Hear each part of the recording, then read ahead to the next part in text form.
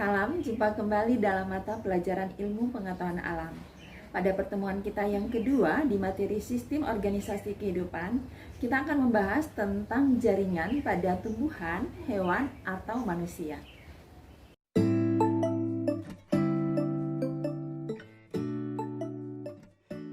Anak-anakku sekalian, jaringan disusun oleh berbagai sel yang memiliki bentuk dan fungsi yang sama.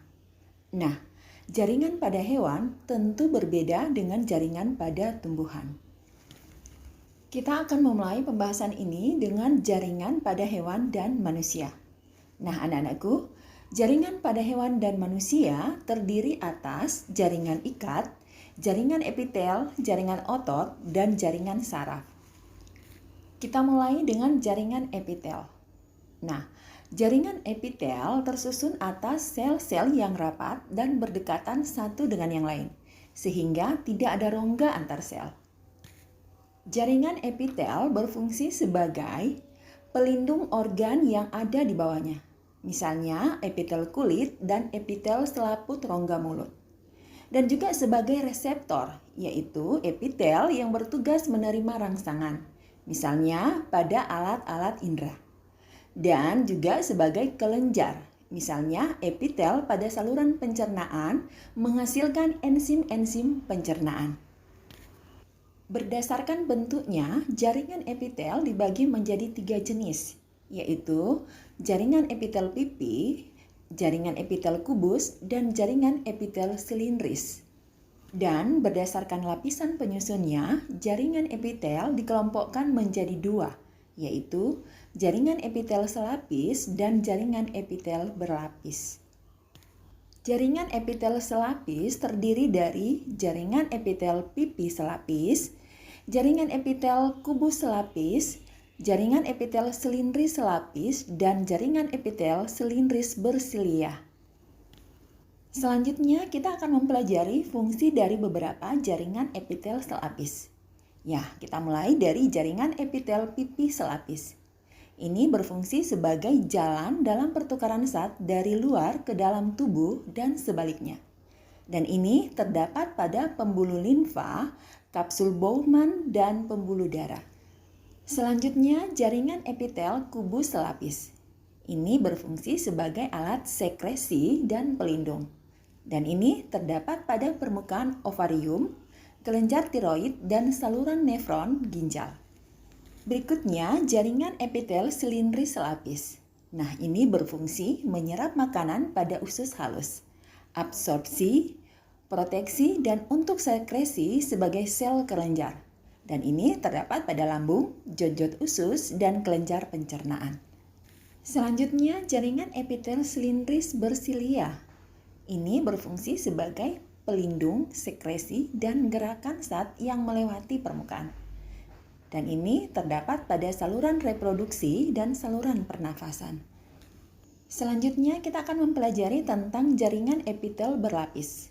Nah, ini terdiri dari jaringan epitel pipi berlapis, jaringan epitel kubus berlapis, jaringan epitel silindris berlapis, dan jaringan epitel transisional. Jaringan epitel pipi berlapis berfungsi sebagai sekresi dan pelindung. Dan ini terdapat pada lensa dan saluran nefron ginjal. Jaringan epitel kubus berlapis berfungsi sebagai pelindung dari gesekan dan pengelupasan, sekresi, dan absorpsi. Dan ini terdapat pada saluran minyak dan kelenjar keringat. Jaringan epitel silindris berlapis ini berfungsi sebagai pelindung dan sekresi. Dan ini terdapat pada saluran ekskresi kelenjar ludah dan kelenjar susu. Dan jaringan epitel transisional. Dan ini merupakan jaringan epitel yang bentuknya berubah-ubah. Dan biasanya terdapat pada ureter, uretra, dan kantong kemih. Selanjutnya kita akan mempelajari tentang jaringan ikat. Nah, anak-anakku, jaringan ikat menghubungkan bagian tubuh yang satu dengan bagian tubuh yang lain. Dan susunan sel yang menyusun jaringan ikat ini agak renggang dan mengandung banyak pembuluh darah, kecuali pada jaringan ikat tulang rawan. Fungsi utama dari jaringan ikat adalah sebagai pelindung, penunjang, dan pengikat berbagai jaringan dan organ. Juga menyimpan lemak serta menghancurkan bakteri dan sel-sel yang telah mati. Contoh jaringan ikat adalah jaringan tulang dan jaringan lemak. Selanjutnya adalah jaringan otot. Nah, anak-anakku, jaringan otot tersusun atas sel-sel otot yang bersifat lentur. Dan sel otot ini tersusun atas serabut halus yang disebut miofibril. Tahukah kalian bahwa jaringan otot meliputi 40% hingga 50% dari berat badan? Dan otot ini dapat berkontraksi sehingga otot berfungsi sebagai penggerak tubuh. Nah, otot disebut alat gerak aktif, sedangkan rangka disebut alat gerak pasif. Jaringan otot ini dibedakan menjadi 3 jenis, yaitu otot lurik, otot jantung, dan otot polos. Otot polos atau otot halus ini terletak pada dinding usus dan pembuluh darah. Nah, ujung sel dari otot polos berbentuk meruncing dan intinya berjumlah 1 dan berada di tengah. Kontraksi dari otot polos tidak dikontrol oleh sistem saraf sadar sehingga reaksinya lambat dan tidak cepat lelah. Otot lurik merupakan otot yang melekat pada rangka. Sel dari otot lurik berbentuk bulat dan memanjang, dan ada banyak inti yang terletak di tepi. Kontraksi dari otot lurik ini dikontrol oleh sistem saraf sadar. Reaksinya cepat sehingga akan cepat lelah. Dan selanjutnya adalah otot jantung yang menyusun dinding jantung. Otot jantung berbentuk bulat memanjang dengan ujung bercabang dan ada banyak inti sel yang terletak di tengah. Selanjutnya adalah jaringan saraf. Nah, anak-anakku, jaringan saraf tersusun atas sel-sel saraf yang disebut neuron.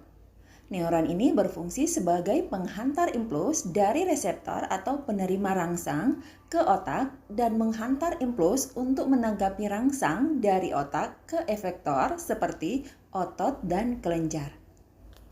Ada 3 macam neuron, yaitu neuron sensorik, neuron motorik, dan neuron konektor atau disebut juga intermediate atau asosiasi. Neuron sensorik berfungsi menghantarkan impuls dari penerima rangsang ke saraf pusat yaitu otak dan sumsum tulang belakang. Nah, sel saraf ini sering juga disebut dengan sel saraf indera. Sedangkan neuron motorik berfungsi menghantarkan impuls dari saraf pusat ke efektor, yaitu organ yang memberi tanggapan terhadap rangsangan berupa otot dan kelenjar. Dan neuron konektor berfungsi menghubungkan sel saraf satu dengan sel saraf yang lain sehingga penghantar impuls dapat berjalan dengan baik. Selanjutnya kita akan membahas jaringan pada tumbuhan. Nah, anak-anakku, jaringan penyusun pada tumbuhan terdiri dari jaringan meristem dan jaringan dewasa atau permanen. Jaringan meristem tersusun atas sel-sel muda yang masih aktif melakukan pembelahan. Sedangkan jaringan permanen tersusun atas sel-sel yang telah mati atau masih hidup tetapi sudah tidak aktif melakukan pembelahan sel. Jaringan permanen dibedakan menjadi 4, yaitu jaringan epidermis atau jaringan dermal, jaringan parenkim atau jaringan dasar, jaringan pengangkut atau jaringan pembuluh, dan jaringan penguat atau jaringan penyokong. Kita mulai dengan jaringan epidermis atau jaringan dermal. Nah, jaringan epidermis ini terdapat di permukaan luar organ tumbuhan. Dan jaringan ini berfungsi sebagai pelindung jaringan yang ada di bawahnya. Jaringan epidermis dapat mengalami modifikasi membentuk struktur khusus, misalnya stomata pada daun dan bulu akar. Selanjutnya adalah jaringan parenkim atau jaringan dasar. Nah, jaringan parenkim terdapat pada seluruh organ tumbuhan. Dan fungsi dari jaringan parenkim pada daun adalah untuk fotosintesis. Berikutnya adalah jaringan pengangkut atau jaringan pembuluh. Nah, jaringan pengangkut terdiri atas xilem dan floem. Xilem disebut juga jaringan kayu, berfungsi untuk mengangkut air dari akar ke daun. Sedangkan floem biasanya dikenal sebagai pembuluh tapis, berfungsi untuk mengangkut hasil fotosintesis dari daun ke seluruh tubuh tumbuhan. Dan jaringan penguat atau jaringan penyokong. Jaringan ini berfungsi untuk memperkuat atau memperkokoh struktur tumbuhan. Contohnya pada biji salak, tempurung kelapa, dan tangkai buah. Jaringan penguat, dinding selnya mengalami penebalan di sudut-sudut atau seluruhnya. Nah, jaringan penguat ada yang berbentuk serabut, bintang, bulat, dan sebagainya. Contoh jaringan penguat adalah sklerenchyme dan kolenchyme. Demikianlah pembahasan kita kali ini, semoga bisa dipahami dengan baik. Kita akan bertemu kembali pada pertemuan berikutnya dan akan membahas tentang organ pada tumbuhan, hewan, atau manusia.